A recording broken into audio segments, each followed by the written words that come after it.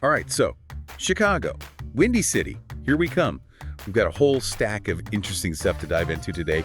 History, architecture, even a few fun facts that might surprise people who think they know Chicago like the back of their hand. Yeah, and what always fascinates me about Chicago is how it reinvents itself, So I think for our deep dive today, it'd be cool to kind of peel back those layers, see how it went from like fiery beginnings to this architectural powerhouse it is now. Okay, I am so ready. Lay it on me. Where do we even begin? Well, we got to start with the classic, right? Cloud Gate, the bean. It's iconic. But here's the thing. It's not just a photo op. This thing is massive. We're talking the weight of two Boeing 757s. That's how much steel is in that sculpture. Wait, hold on. Two 757s. Seriously? Yeah, no joke. And the crazy part, it's seamless. 168 stainless steel plates, all polished up, fitted together so perfectly you can't even see the seams. That's wild. I've always wondered about those reflections underneath it, though, like you're stepping into another dimension. Let's deal with that. Right. It's trippy. So there's this thing called the omphalos. It's basically a concave chamber hidden below the sculpture. That's what messes with your eyes, creates those wacky, distorted reflections. Like a giant, artsy funhouse mirror? Okay, so before we get too lost in, like, the reflection lamp, let's jump back in time a bit. The Great Chicago Fire, 1871, that's got to be like a defining moment in the city's story. Oh, totally. I mean, a fire that starts in a barn and then practically wipes out the whole city in just 2 days, that's intense.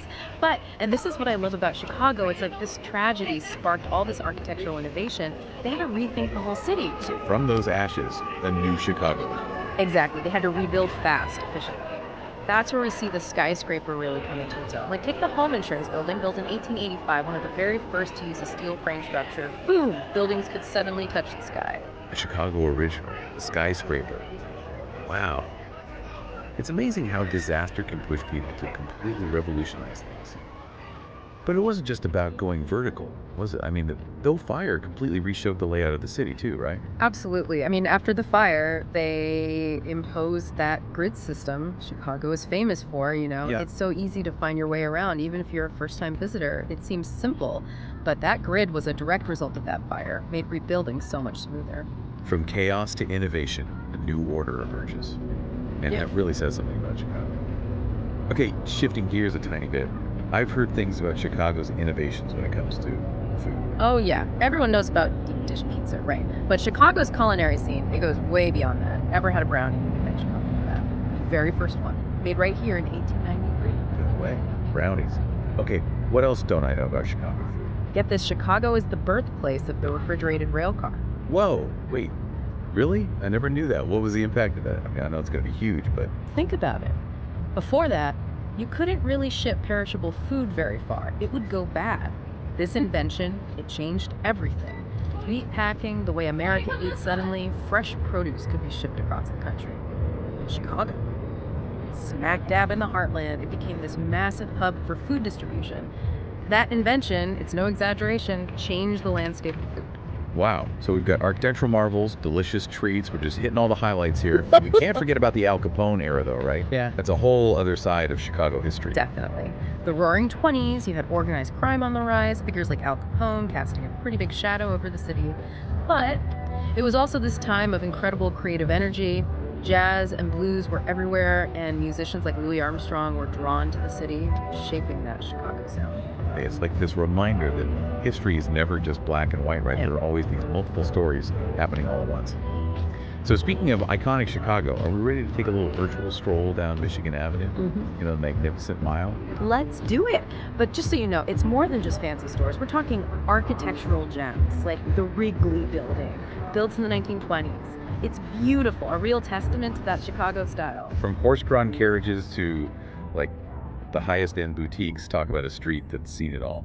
And while we're in the neighborhood, we got to talk about the Michigan Avenue Bridge, right? Oh, for sure, an engineering masterpiece. Yeah. This double-decker bridge, finished in 1920, get this, it opens up, ships can pass right underneath. Hold it, wait, it splits in half. How often does that even happen? Several times a week, actually. The Chicago River is still very much a working waterway, but yeah, seeing that bridge lift up for a ship is quite a sight.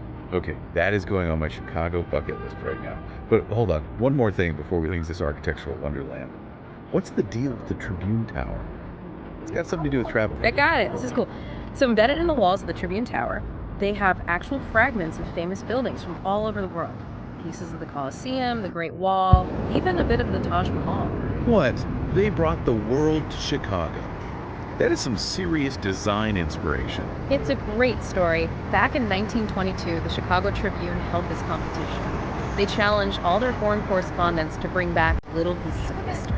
That's incredible. Talk about a global perspective. Yeah. So we've got pieces of history, stunning architecture. I got to know, what other hidden gems are hiding in plain sight in this city? Yeah. Let's keep going. Oh, Chicago's full of surprises, believe me. Speaking of surprises, we gotta mention the Willis Tower. You know, what used to be the Sears Tower? Oh yeah, the Willis Tower was the tallest building in the world for a while, right? Yeah. 110 stories. What do you even see from up there? On a clear day, 4 different states. It's incredible. The sky deck on the 103rd floor, that's the big drop. They even have those glass boxes, you know, the ones that jut out from the building. You feel like you're walking on air. Oh man. Terrifying and amazing all at the same time. Yeah. Okay, from way up high to something a little more down the earth. What about the artists? A must-see, absolutely. It's one of those world-class art museums founded back in 1879 and their Impressionist collection. Unbelievable. Monet, Renoir, Degas, you name it, they've got it. Wow, okay. So if I'm an art lover, that's going straight to the top of my list. Now, there was something else I wanted to ask about. It's about a theater with a pretty famous marquee, if I'm remembering right. You gotta be talking about the Chicago Theater. It opened in 1921, and yeah, that marquee is iconic. 6 stories tall, covered in like 2,000 light bulbs. They just don't make them like that anymore. Let's talk about a throwback, like stepping back in time. Okay, so we've done skyscrapers, art, a little bit of history, but I heard a rumor about like a hidden oasis right in the heart of the city. Is that a real thing? You're thinking of the Chicago Riverwalk. It's amazing. It used to be kind of industrial, but now it's all been revitalized. Cafes, bars, art installations, the works, and the views of the city. Amazing. Yeah, that sounds incredible. A nice little escape right in the middle of everything. It really is. It speaks to how Chicago is always changing, you know? Always finding new ways to use what it has. But I gotta say, what really makes this city special are the neighborhoods. Every single one. It's got its own character, its own vibe. That's my favorite thing about exploring a city. Getting off the beaten path, finding those little hidden gems. Yeah. What are some must-sees if I want to really experience those Chicago neighborhoods? Oh man, where do I even start? You've got Lincoln Park, beautiful green space, the zoo. Lincoln Park Zoo, classic. Right. Then there's Wicker Park. That's the spot for hipsters, artists, you know that vibe. Trendy shops, galleries, live music, the whole 9 yards. Okay, so something for the art and music lovers. What else you got? Well, there's Hyde Park, University of Chicago, the Museum of Science and Industry. That's one of the biggest science museums in the world. They've got everything from a German submarine to a whole coal mine.